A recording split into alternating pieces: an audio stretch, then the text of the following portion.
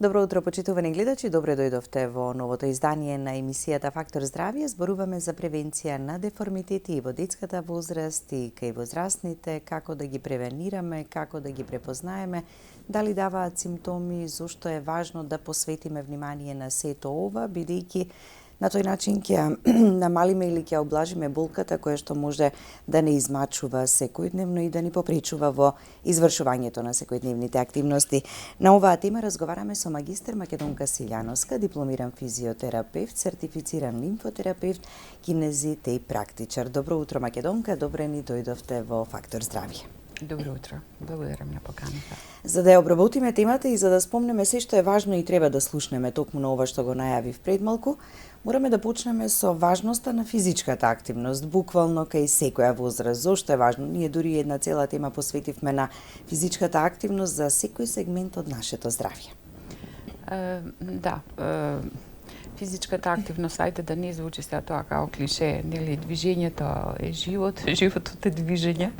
Меѓутоа, нашата филогенеза, значи нашето создавање, човековото постоење, значи секогаш се поврзувала со физичка активност, значи со движењето како основа на нашето постоење. Така да, ако нема движење, ако нема активност, значи нема живот. Така да ние, да речеме, од сите останати други животински организми, луѓето се разликуваме по нашиот исправен став, значи одењето на две нозе, исправениот став кој што значи од секогаш од нашите предци, значи сето тоа го одржувале на начин што сите активности им биле поврзани со одење, со физичка активност.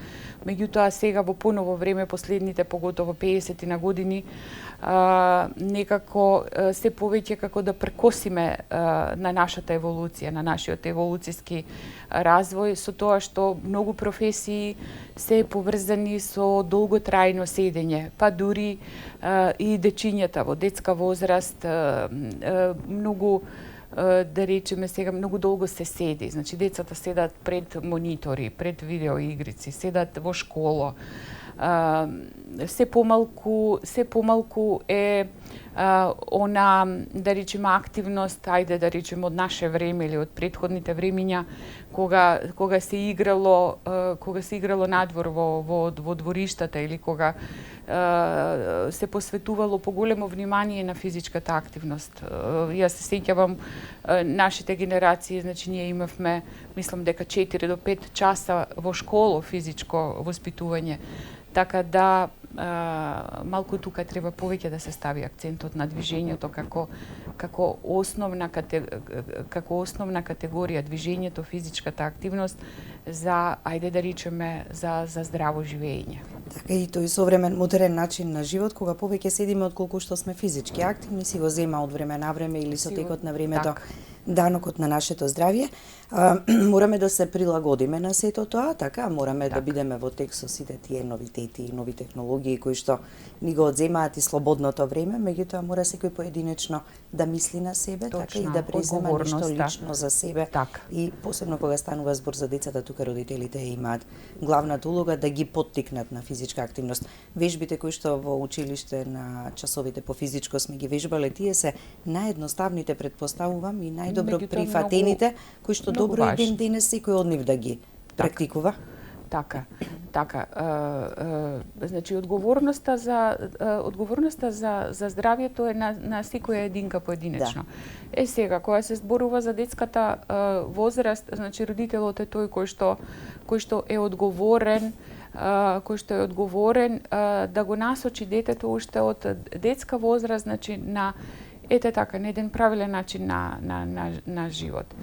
Со тоа што, да речеме, ќе обезбеди нутритивни продукти кои што ќе бидат здрави за неговото живење, за неговиот развој.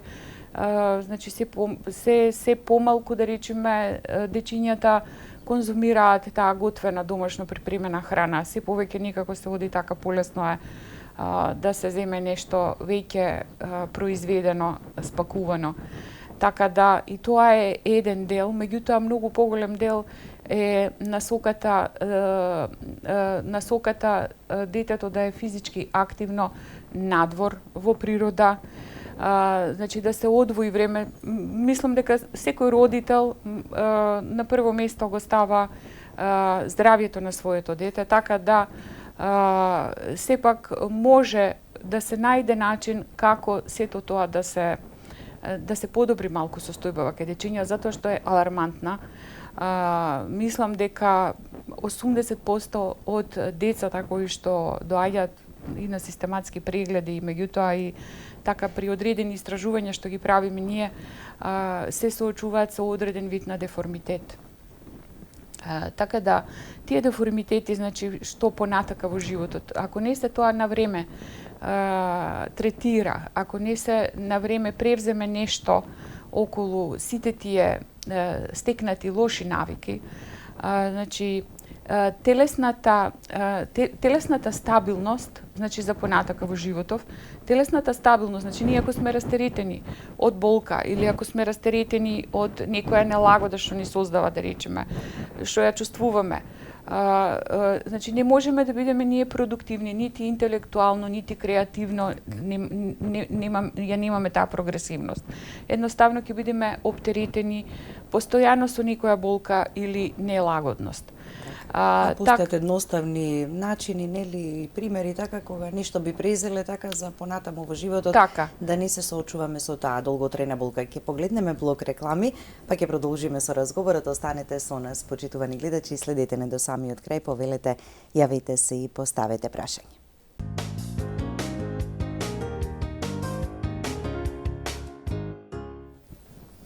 Со магистер Македонка Силјановска, дипломиран физиотерапевт, сертифициран лимфотерапевт, кинезитеј практичар, зборуваме за превенција на деформитети. Рековме и во детската возраст, и во возрастните, бидејќи се почнува од детството, што ќе коригираме и ќе преземеме навреме во таа рана детска возраст, веројатно помалку проблеми понатаму во текот на животот ќе се јавуваат. Кои се најчестите деформитети кои што се јавуваат? Статистички земено, да речеме во детска возраст најчесто се сколиозите и кифозите. Меѓутоа и се извинувам и стапалата. Зошто е важно да зборуваме за стапалата? Сега, стапалата мислам дека се основата која што прво треба да се посвети внимание. Сега, тука да речеме, ајде, имаме и некои вродени, значи наследни карактеристики, каде што сводот на стапалото, да речеме, не се изградил, односно сме повлекле на некој од нашите предци, немал правилни, да речеме, наследниот фактор да го тргнеме на страна, меѓутоа, што може да се даде како совет, да речеме, некои родители пред време, пред да е веќе формирано сводчето на стапалото, децата инсистираат, ги застануваат на нозе. Зошто е сега, да речеме, тоа важно? Едноставно природата, значи, направила нели во бебешка уште фаза децата, значи треба буквално да се остават развојот, значи на моториката да си следи према нивната возраст. Значи никако не треба да се инсистира што да се патка детето додека тоа само не почне да си се исправа на ноџињата, значи од ползечки став, значи од 4 ножки да се дига на стапалцата на 2 нозе. Да речеме, може да се земе и тоа во предвид, дека некогаш и сами си го придонесуваме тоа за неправилно да се формира сводчето на стапалото. Меѓутоа, сега во поново време постојат корективни методи, односно се изработуваат влошки за стапала, па така да веќе кога ќе почне да се приметува дека детето неправилно гази, не се формира правилно сводот, односно не се формирал, веќе подобро е што побрзо, да речеме, тоа да се коригира така со ортопедски влошки кои што индивидуално треба да бидат изработени за самото стапало. Постојат сега да речеме ординации кои што се занимаваат, да речеме, само со таа проблематика, каде што се прави скен на стапалото, фактички на статусот на стапалата, и према таа слика се изработува индивидуално, значи корективна влошка која што ќе го коригира, да речеме, притисокот каде што е поголем, да го растерети стапалото, или каде што нема притисок, па значи во тој дел може. Се коригира тие деформитети, така? Се коригира деформитетот на стапалото, заради да избегнеме понатамошна деформација, значи на целата постура, значи на целото тело. Затоа што, ајде да речеме, од биомеханички аспект гледано, значи стапалата се основата, темелот на нашата конструкција, ајде телото да го наречеме, сепак сме конструирани на некој начин. Стапалата се основата. Сега, значи ние ако немаме правилно распоредување на теретот на телото, ако немаме значи добра постура, добро држење на телото, автоматски телото, нашето тело си превзема механизми како сето тоа да го коригира, да го стабилизира телото, да речеме, за да стоиме исправено. Нели, ако некаде е помал притисокот, значи тоа мора да коригира на сметка на тоа некоја друга мускулна група да активира, која што ќе го одржи телото стабилно, значи во исправен став. Така да, меѓутоа таа активација што прави? Значи, на сметка на тој мускул што ќе биде постојано ангажиран, активиран. Антагонистите, односно мускулите што се спротивставуваат на таа сила, тие ќе бидат помалку активни, значи инхибирани ќе бидат, така да едниот мускул ќе биде екстра ангажиран, другата група на мускули ќе бидат исклучени малтене од употреба. Така да тој дисбаланс со тек на време создава големи проблеми во нашето тело.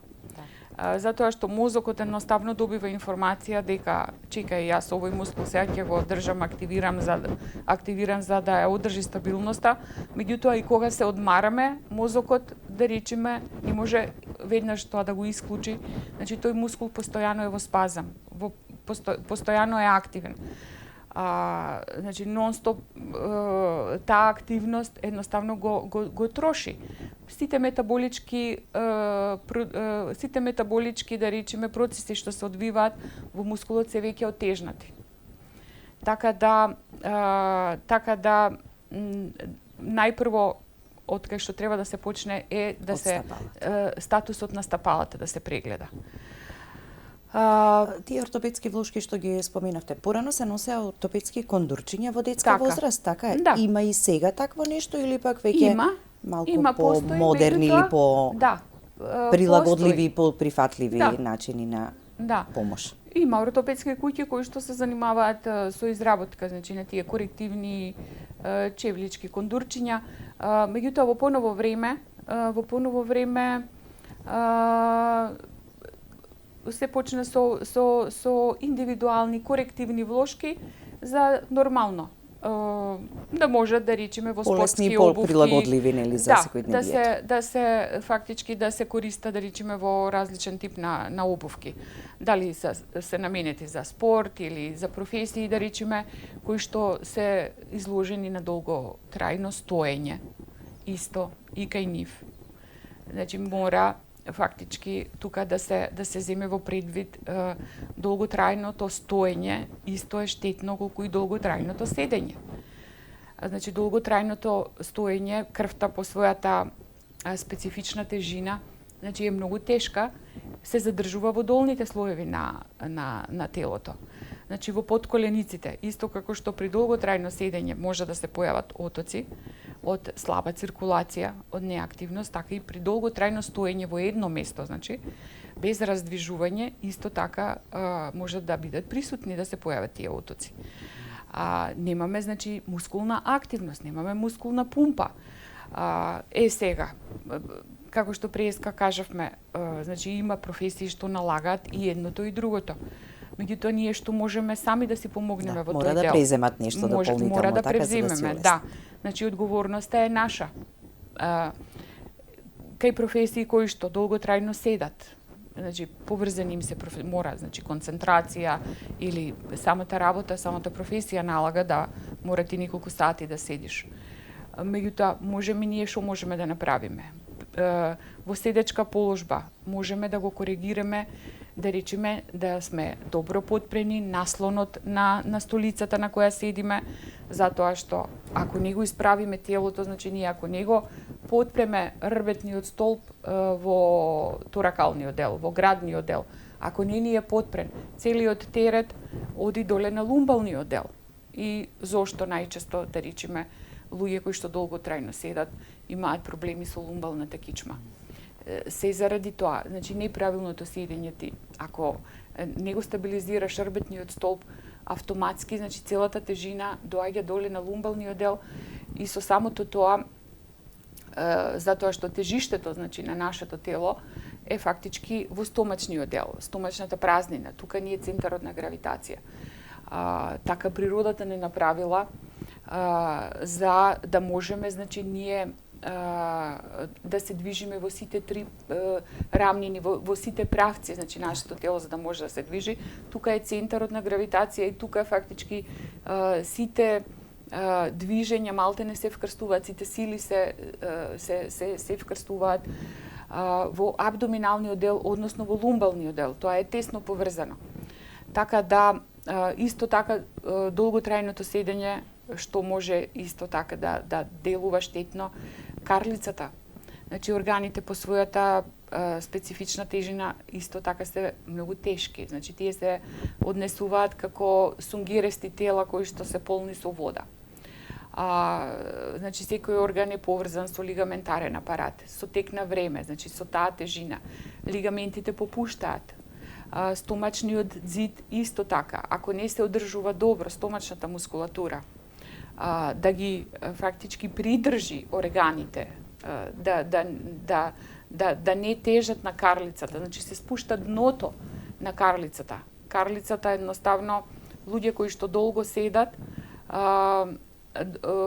они и кога ќе се исправат во исправен став, они наликуваат како да се малку подседнати. Сето тоа е заради спуштеното карлично дно, меѓутоа и заради скратување на илиофеморалниот лигамент кој што да речеме е еден од најцврстите, најкрутите лигаменти во нашето тело. Така да тука може многу да зборуваме за штетните ефекти од долготрајното седење. Меѓутоа што можеме да направиме? Значи не секој половина сат. Не само што е штетно долготрајното седење, туку и во каква положба седиме. И во каква положба треба седиме. секогаш да помислуваме на тоа дека треба да се подисправиме или да почувствуваме дека сме се поднаведнале или малку нанапред или пак згрчено, така малку да го исправиме арбетот, значи, тогаш некои од луѓето чувствуваат болка. Па повторно природно така ќе се свиткаат. Затоа што, мислам, таа болка е фактички реакција на тоа што ние сме го принудиле телото, едноставно сме му дале некоја наредба, команда дека ние така треба да седиме. Меѓутоа сме го навикнале за жал така. Да, тоа се стекнати лоши навики кои што ми е навика, има и одвика. Значи може сето тоа да се коригира. Значи ние едноставно мозокот функционира на начин каква наредба ќе му дадеме, тој така не слуша.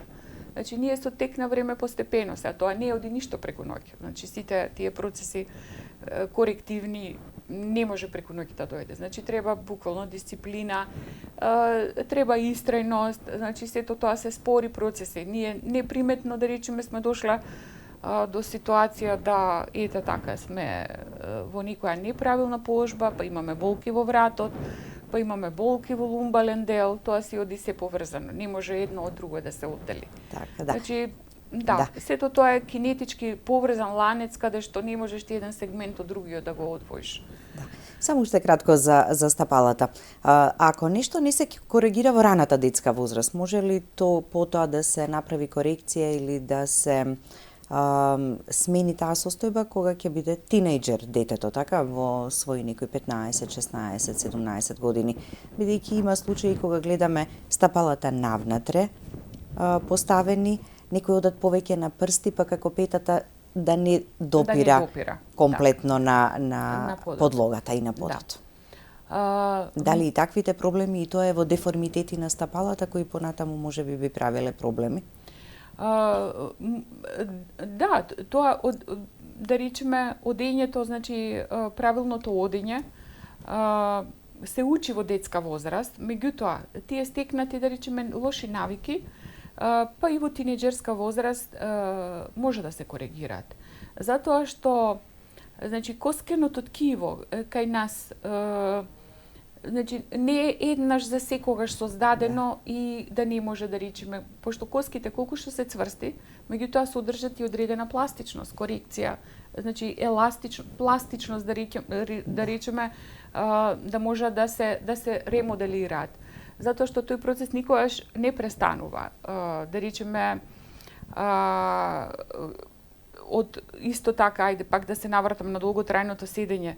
Значи, долготрајното седење, кога немаме ние акција и реакција на коската, значи кога коската не ни е изложена на напор, односно кога ние не значи буквално тука може да се послужиме со Волфовиот закон, каде што, значи, ако нема акција, нема ни реакција, нема создавање на нови коскени клетки кои што се многу важни за густината и цврстината на коскеното ткиво.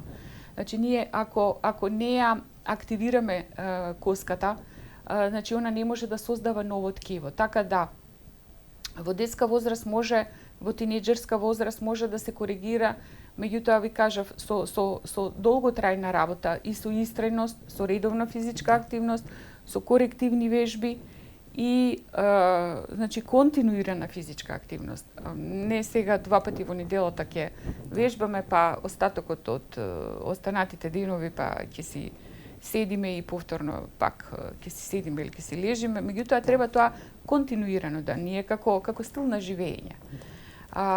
Ги имаме како можности, само треба да ги примениме. Треба да ги примениме, да. Значи, може да се коригира и во тинеџерска возраст, само ви кажав, дисциплината и истрајноста е многу важна. Да. Може би тогаш ќе треба малку повеќе време, отколку ако малку порано сте почнале, така, да ги правите тие корекции, така, или таа превенција да се работи малку повеќе. Следува уште еден блок реклами. Ќе продолжиме со разговорот веднаш по рекламите, останете со нас, почитувани гледачи.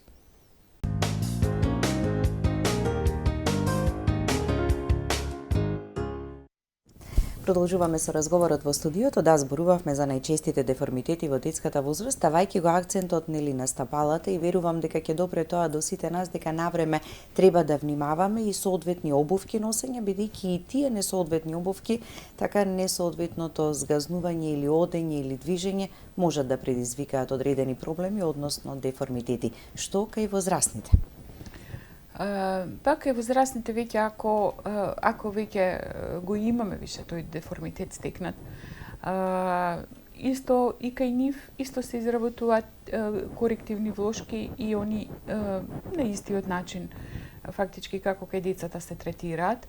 Така да речеме корективните влошки, значи треба на одредено време да се сменат со еден нов плантограм, да се направи нов скен, така да затоа што, да речеме, ако кај спортистиве, да речеме, се препорачува на секои 6 месеци тоа да се коригира, затоа што сепак со газењето, со физичката активност нормално и тие веќе ја губат својата функција. Така да и истото правило важи во однос на стапалата. Мислам, зошто е важно? преска, јас почнавме тоа да зборуваме, затоа што, значи, почнувајќи од стапалата, кога се наруши статиката, значи патат колената. Прво што пати е коленовиот зглоб, значи од неправилното газење. Потоа, да речеме, може да речеме да се создадат деформитети на коленовиот зглоб, значи варус или валгус позиција, значи тие X нозе или O нозе, кои што сепак на некој начин за понатамошниот, да речеме, тек на животот прават големи проблеми, затоа што неправилната геометриска форма на зглобот допринесува, значи, притисок на едната страна, значи на зглобните површини. Со самото тоа, значи, тој притисок прави до фактички компромитација на зглобната раскавица. Со тек на време зглобната раскавица почнува едноставно да се изедува, да се уништува, така да веќе кога ќе дојдеме ние во состојба, значи зглобната раскавица веќе да е уништена, значи доаѓа до компромитација коска на коска и тоа се веќе да речеме сериозни проблеми. Така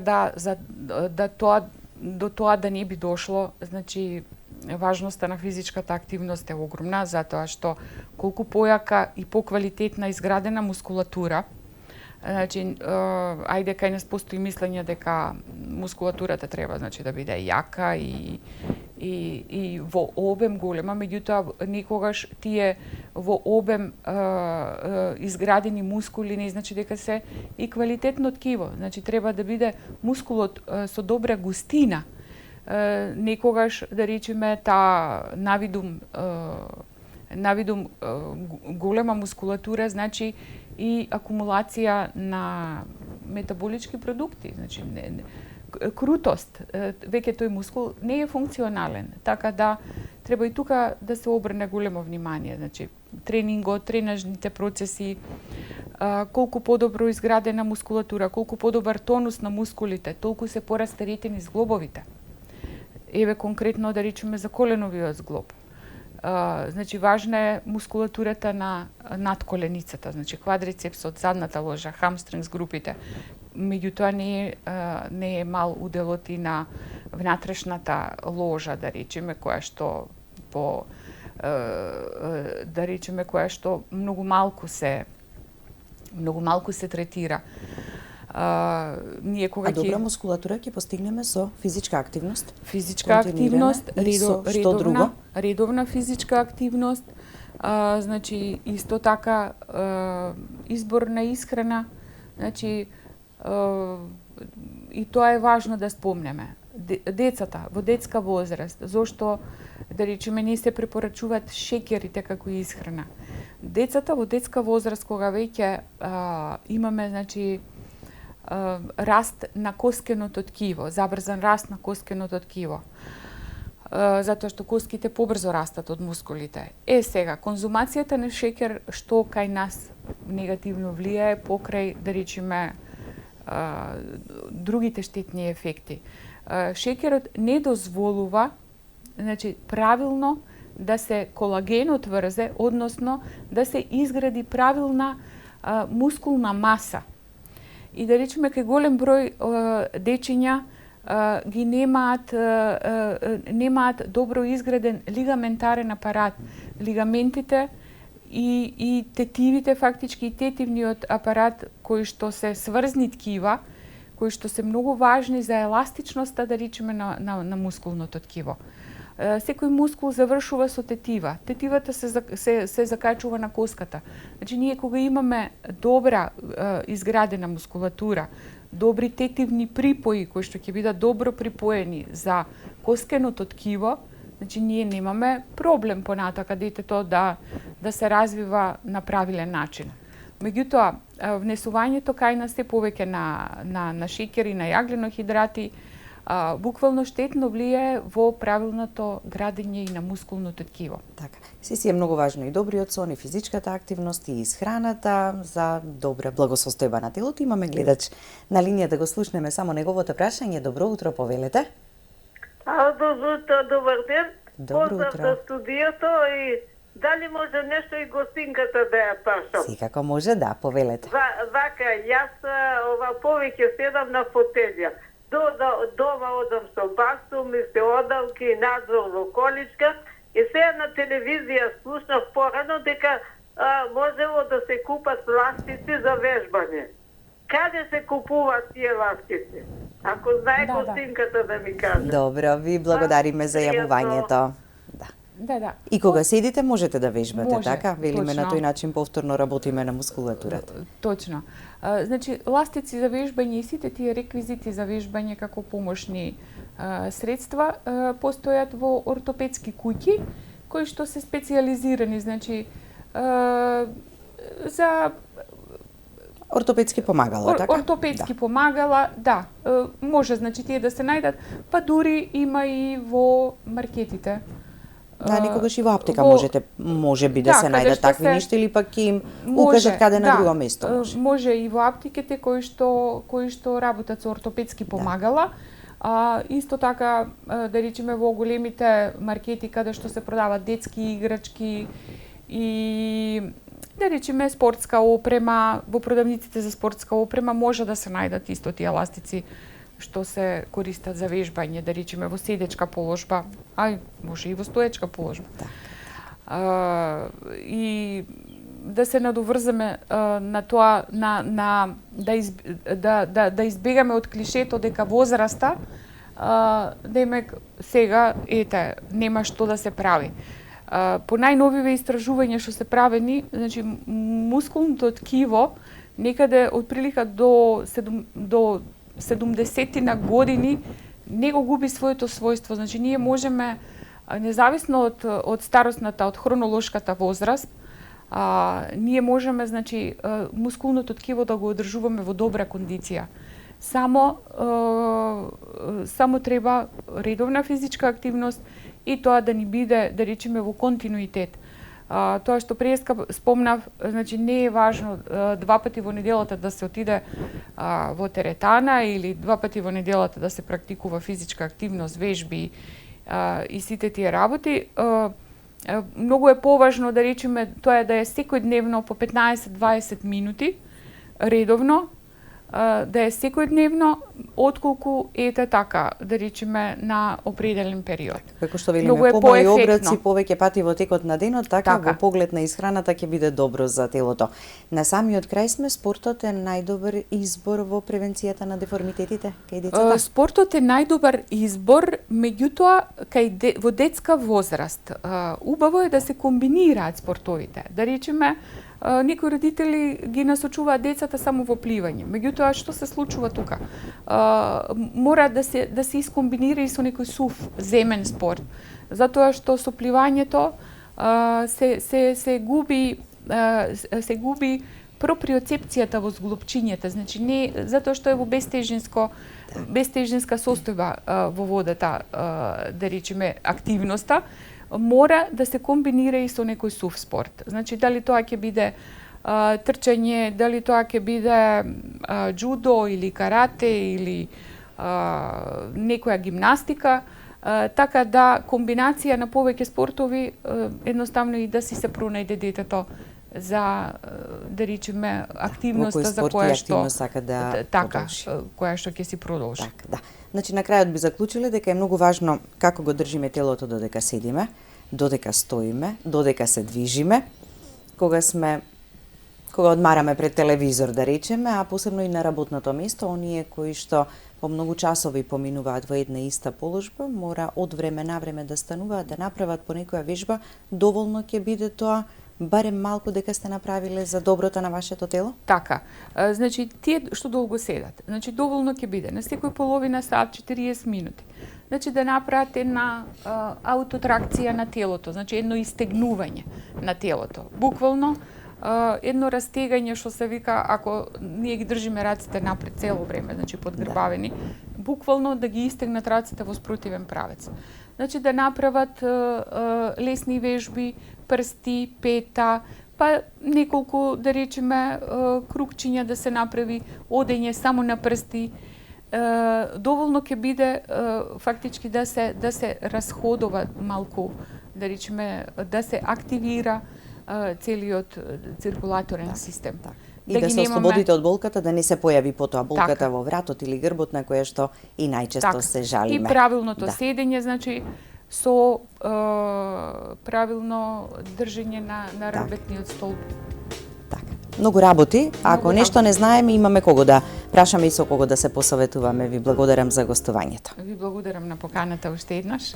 Благодарности до вас, почитувани гледачи, за вниманието со кое не следевте. Останете и понатаму со програмата на ТВ24. Имајте убав и пријатен ден.